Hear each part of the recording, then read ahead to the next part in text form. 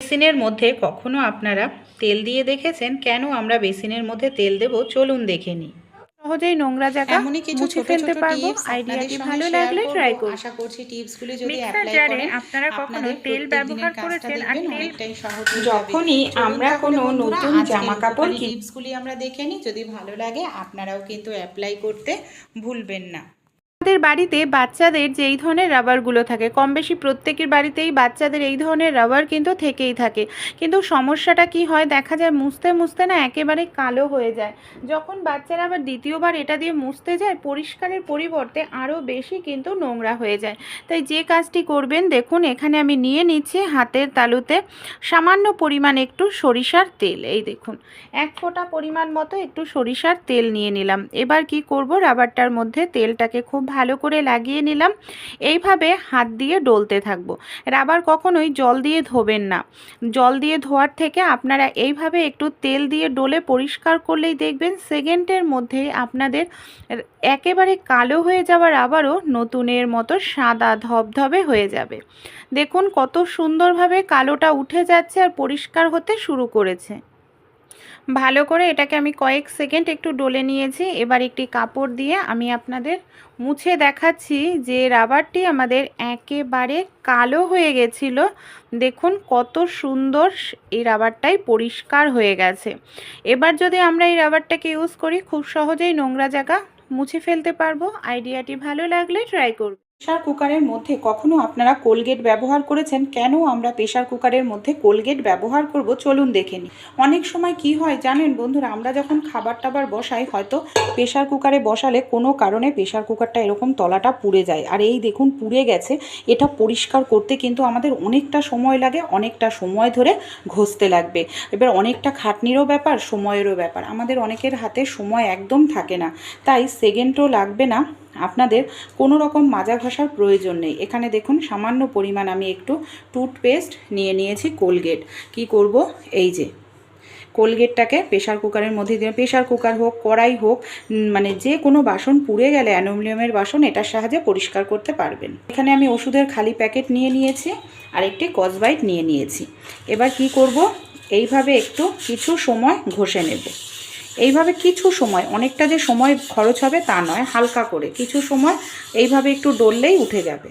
কিছু সময় এইভাবে আমি কিন্তু একটু ঘষে নিয়েছি, অনেকটা যে সময় লেগেছে তা নয়। এই দেখুন প্রেশার কুকারটা যেটা পুড়ে গেছিলো কত সুন্দর পরিষ্কার হয়েছে। জল দিয়ে ধুয়ে দেখাবো। জল দিয়ে ধোয়ার পর দেখুন ভেতরটা কতটা সুন্দর পরিষ্কার হয়েছে। একদম যেটা পুড়ে গেছিলো মানে মিনিটও লাগেনি, কয়েক সেকেন্ডের মধ্যেই পরিষ্কার হয়ে গেছে। ভালো লাগলে অবশ্যই আপনারাও কিন্তু ট্রাই করে দেখুন। অনেক সময় আমরা যখন বাসন টাসন মাজি বন্ধুরা, দেখবেন আমাদের বাসনের মধ্যে কিন্তু প্রচুর নোংরা থাকে। আর কি হয়, এই যে ছোট ছোট যে খাবারের টুকরোগুলো, এটা অনেক সময় পাইপ দিয়ে আমাদের ভেতরে চলে যায়, আর যার কারণে আমাদের পাইপটা পুরো কিন্তু জ্যাম হয়ে যায়। আমাদের আবার প্লাম্বার ডেকে ঠিক করতে লাগে। সিঙ্কের পাইপের মধ্যে খাবারের টুকরো, চা পাতা এগুলো ঢুকে আটকে যায়, জল আর বের হতে চায় না, সিঙ্কটা ভরে যায়। তাই একটি ছোট্ট কাজ করেই এই সমস্যাটা সমাধান করতে পারেন।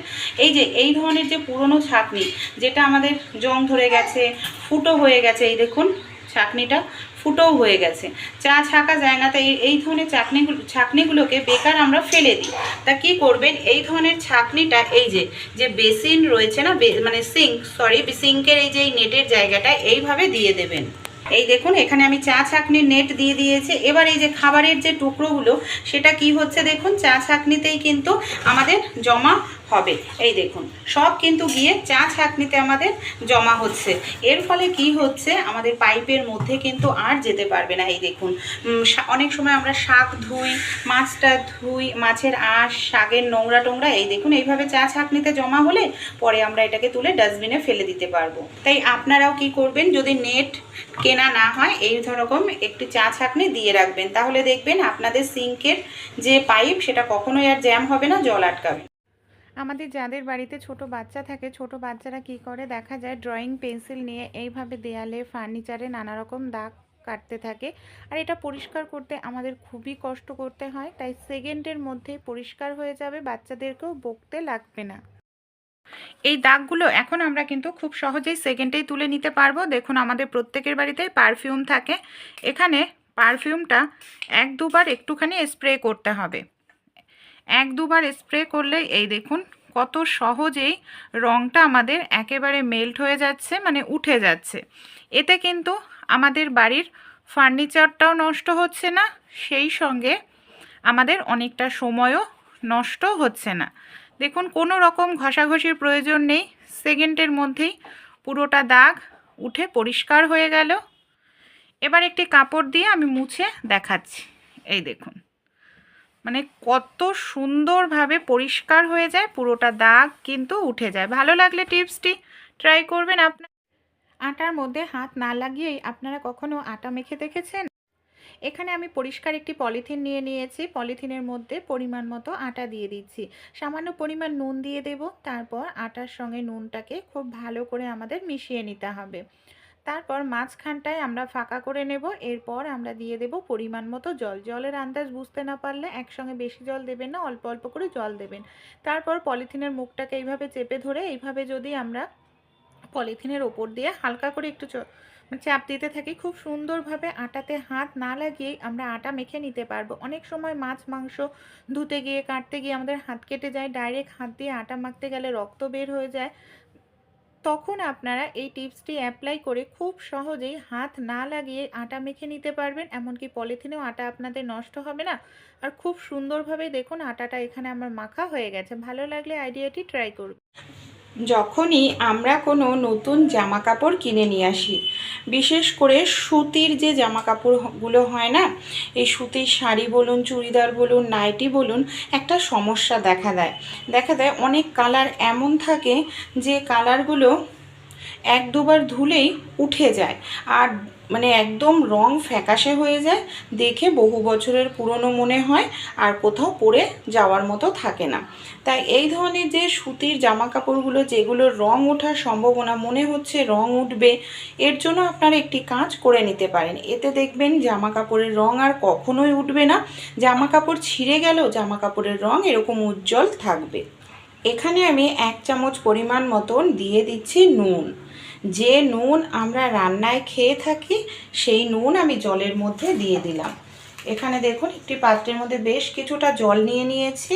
এখানে আমি দিয়ে দিচ্ছি বেশ কিছুটা পরিমাণ, এখানে আমি ফিটকিরি হয় না, ফিটকিরিটাকে গুঁড়ো করে নিয়েছি। খুব সুন্দর করে গুঁড়ো করে নেবেন, তাহলে জলে ভালোভাবে মিশবে, তা না হলে ফিটকিরি মিশতে কিন্তু অনেকটা সময় লেগে যায়। এবার আমরা কি করব, এই যে নুন আর ফিটকারি মেশানো জলটা নতুন অবস্থাতেই কিন্তু করতে হবে। এক দুবার পরার পর ধোয়ার পর করলে কিন্তু হবে না। আর নতুন জামাকাপড় অবশ্যই কিন্তু ধুয়েই পরা উচিত।